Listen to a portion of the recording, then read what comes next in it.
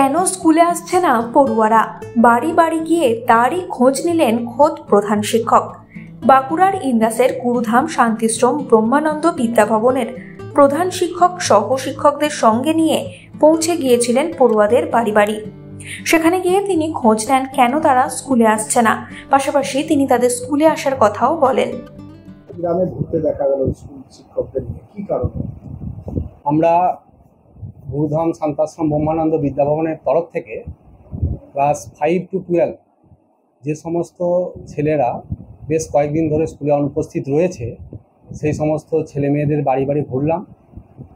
তারা কি কারণে অনুপস্থিত সেই কারণগুলো জানার জন্য, এবং অভিভাবকদেরকে বোঝালাম যে তাদেরকে স্কুলমুখী করতে হবে এবং সরকারের বিভিন্ন ধরনের যে শিক্ষার জন্য যে সমস্ত পরিকল্পনা বা অনুদান এবং স্কলারশিপ সেগুলো যাতে তারা পায়, এবং সেই জন্য তাদেরকে আমরা অনুপ্রাণিত করলাম এবং তাদেরকে বোঝালাম বাড়ি বাড়ি যেয়ে তাদেরকে স্কুল আসতে হবে। কেমন সারা দিন? আমরা অনেক বাড়িতে অভিভাবকদেরকে বুঝিয়ে সত্যি তারা গুরুত্ব অনুধাবন করলো যে শিক্ষাটা তাদের অধিকার, ছাত্রছাত্রীদের অধিকার হচ্ছে শিক্ষা।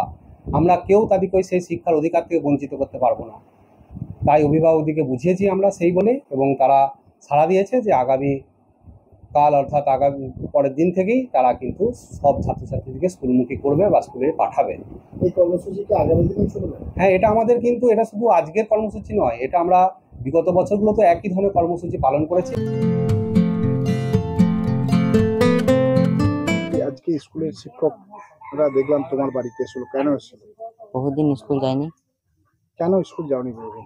বাবার শরীর খারাপ, ওই কারণে। কি বাড়িতেই আছো না? না, এখন কাজ করি। মানে এই পড়াশোনা ছেড়ে দিয়ে এখন কাজে যাচ্ছ? আজকে স্কুলের মাস্টাররা কি বললো? বললো স্কুল যাও। তাহলে কি চিন্তা ভাবনা করছো, কাজ ছেড়ে কি আবার পড়াশোনায় যোগ দেবে? দেবো ভাবছি। দেখলাম আপনার বাড়িতে এসেছিল, কেন এসেছিল? এই স্কুল বন্ধ করে দিয়েছে, সামনের বছর থেকে স্কুল যায়নি, তার জন্য এসেছিল। কে স্কুল যায়নি? আমার ছেলে। কেন স্কুল যাচ্ছে না? কেন? মানে বাইরে কি কাজে গিয়ে? না, বাইরে যায়নি, এমনি ওরা আব্বার লাইনটায় একদিন দুদিন করে যায়, প্রতিদিন যায় না।